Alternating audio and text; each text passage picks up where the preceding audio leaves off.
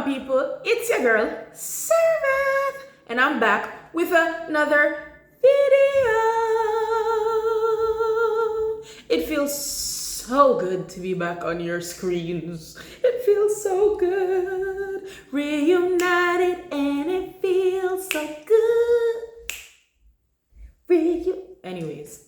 Yes, guys, I'm glad to be back, to be talking to you guys, to be here, sharing what I recently learned, sharing my journey with you guys.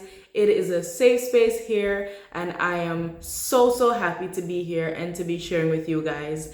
I am so happy for you guys who have liked, subscribed, commented, and followed me on my other social media platforms. I'm really grateful for you guys. You don't understand. And I am so grateful for the DMs and the feedback and the in-person encouragement. I love you guys and I'm so grateful for you guys. I'm forever thankful. I love you guys so much.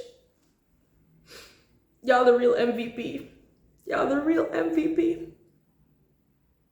You keep your sis going. You keep a sis going. I love you for that. But without further ado, the topic of this week's video, as you can tell from the title, or maybe you can't because it's in Hebrew. Yes, Hebrew. Why Hebrew? But let's get into it. Let's talk.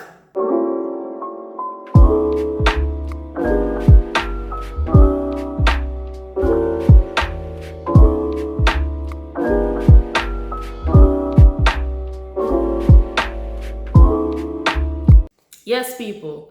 So let me just kill the mystery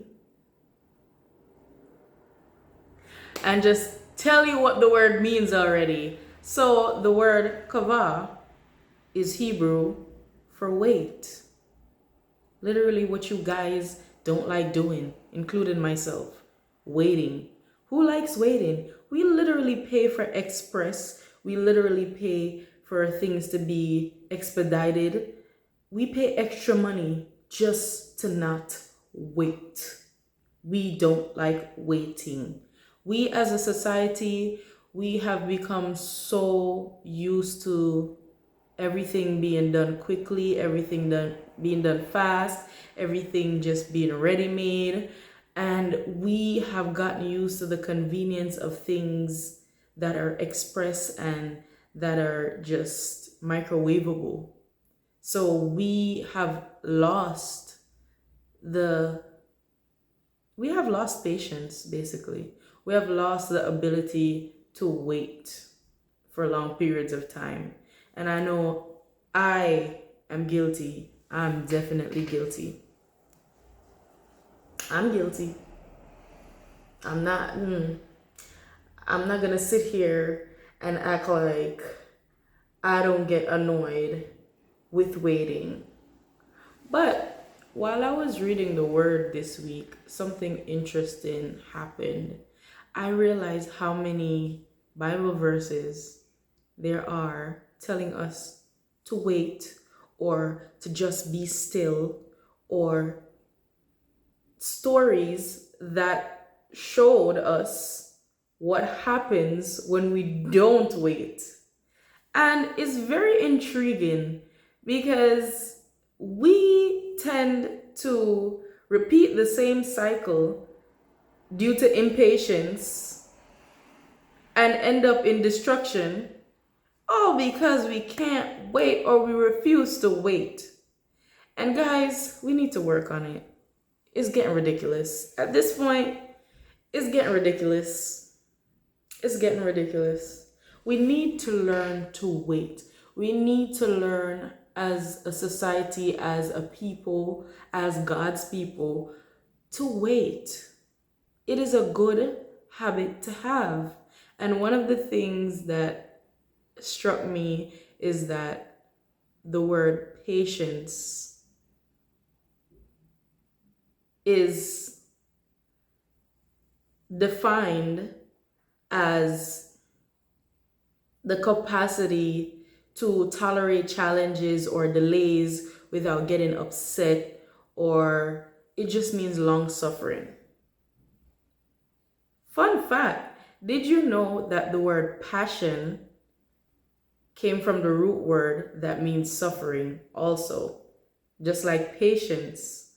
And I was mind blown to know that, because that explains why it's called the Passion of Christ. And I've gotten so used to, let me know if you're guilty of this. I've gotten so used to the world's definition of passion that just means just intense love. And we forget about the suffering part and that feeling of pain and agony that comes with that.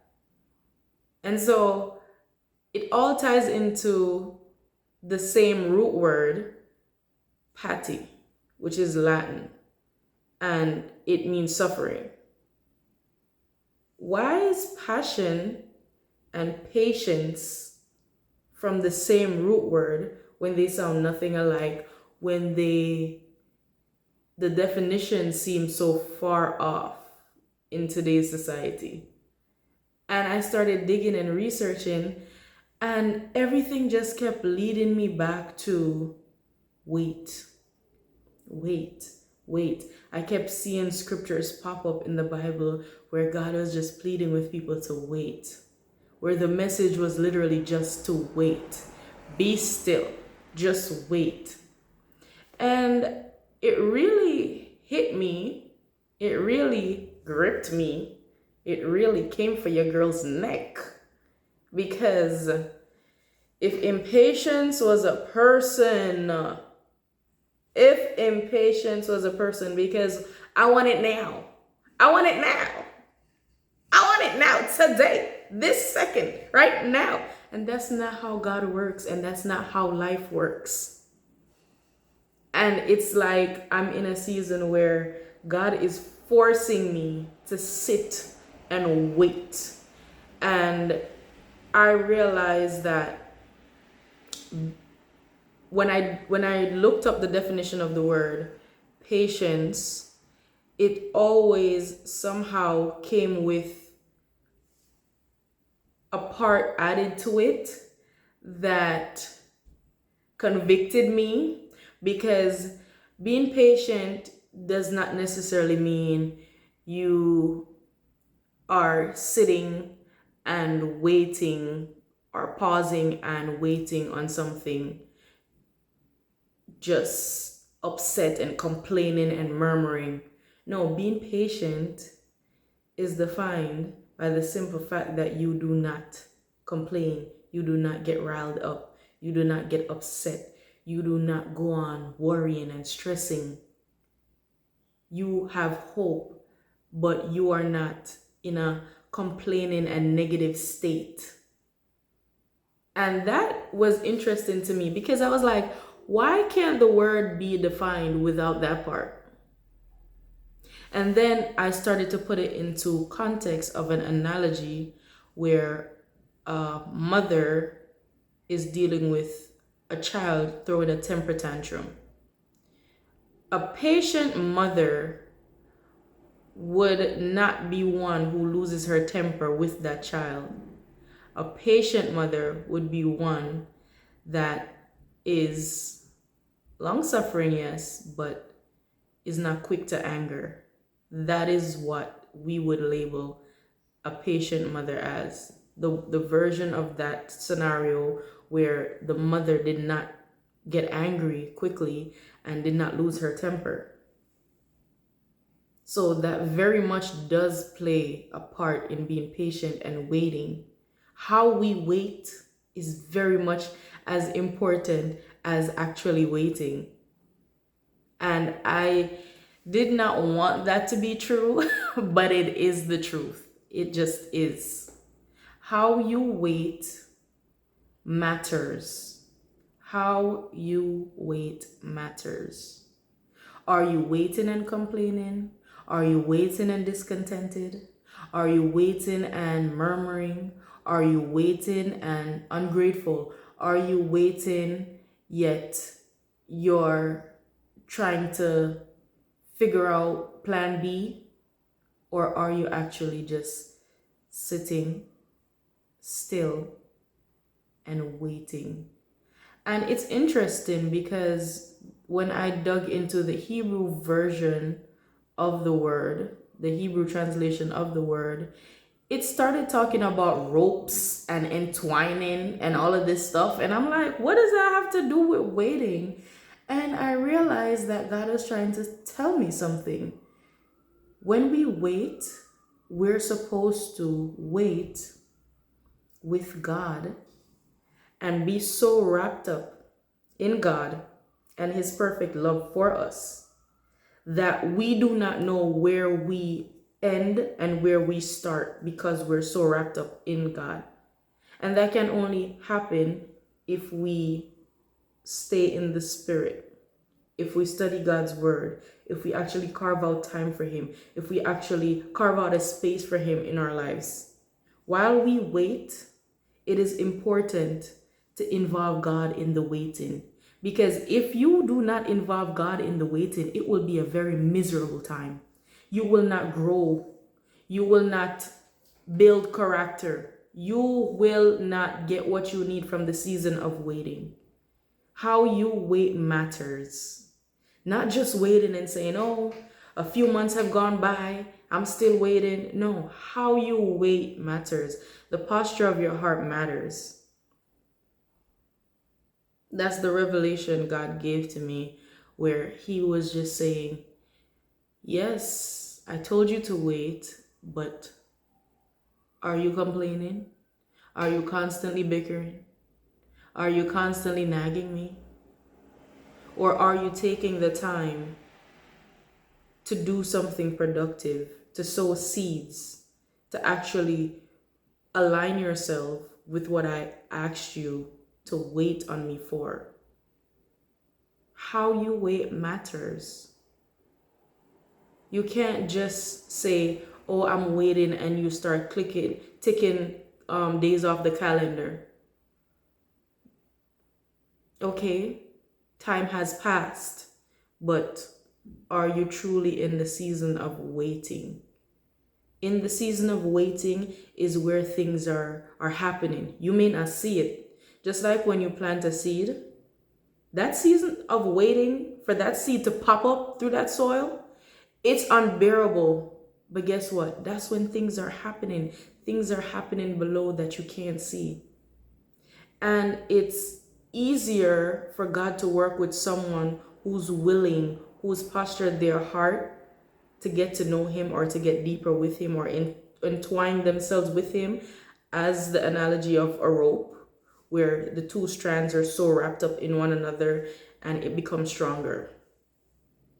It's very interesting to me that they use that analogy for the word in Hebrew, and I found it to be very true if you really look at it, because some of the time when we run ahead of God and we ask for things and we don't want to wait, we end up getting something that was not properly made or properly cooked or properly done. We get unfinished work. We get what we basically bargained for. We were not willing to sit and wait for quality. We were not willing to sit and wait for the meal to be finished. So we got undone meals. We got unfinished situations. We got premature results. And that is what I'm learning in this season as I dig deep, as I ask God to reveal to me what I need to know and to show me His wisdom. This is something that I've touched on this week, and I'm going to dig deeper in it more.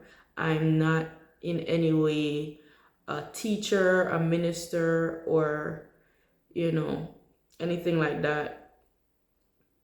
But that is just something that I had to share with you guys, because I feel like a lot of us are in a season of waiting and we're not seeing anything happen. But the definition of faith, mm, having faith, faith is literally the substance, the things hoped for. It's the fabric. Faith is the fabric, the makeup of things hoped for, and the proof of things that are not seen. And without faith, life is not worth living, to be honest. You have to have faith in something. You have to have faith. You have to have faith. Faith makes life worth living. And the Bible says that without faith, it is impossible to please God. Impossible. God usually doesn't say anything is impossible, but he says this, that is impossible for you to please me if you don't have faith. He'll work with faith that's as small as a mustard seed. Do you know how small a mustard seed is? Even that much faith he's willing to work with. So I encourage you to have faith in your season of waiting. Do not give up. Be persistent. Keep going. I'm literally talking to myself right now. I am literally speaking a word over my own life. Be perseverant. Be endurant. You got this. God will strengthen you. Just call on him. Just include him in your journey. If you want your waiting season to be less painful, include God.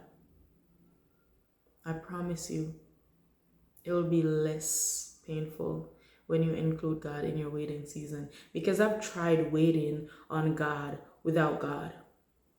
I have tried waiting on God for certain situations and certain prayers to be answered without including God in my waiting season.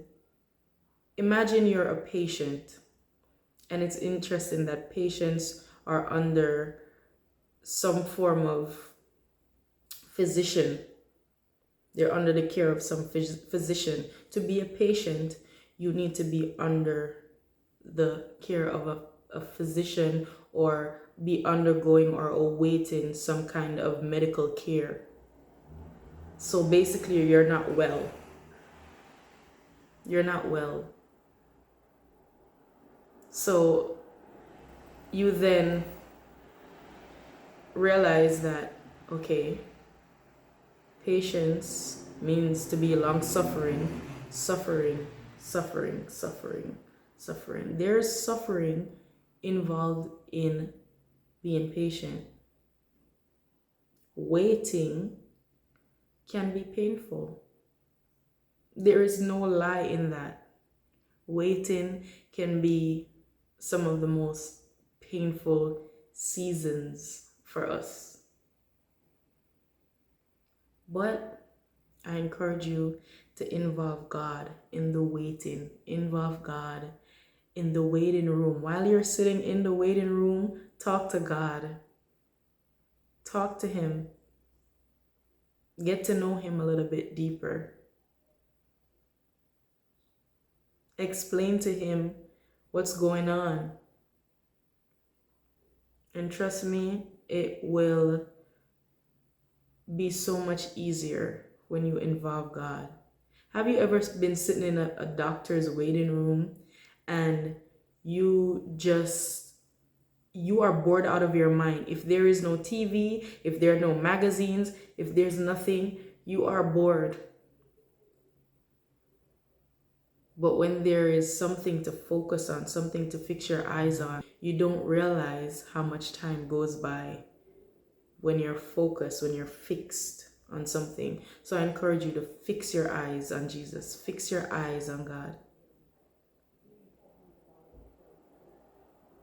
Whatever you're waiting for, in this season of waiting, I encourage you to not idolize the thing that you're waiting for.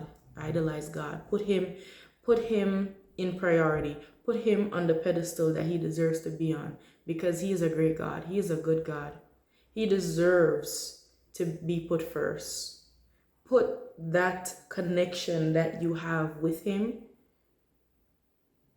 in first place. Put God in first place. Put him first where he belongs while you wait and see what happens.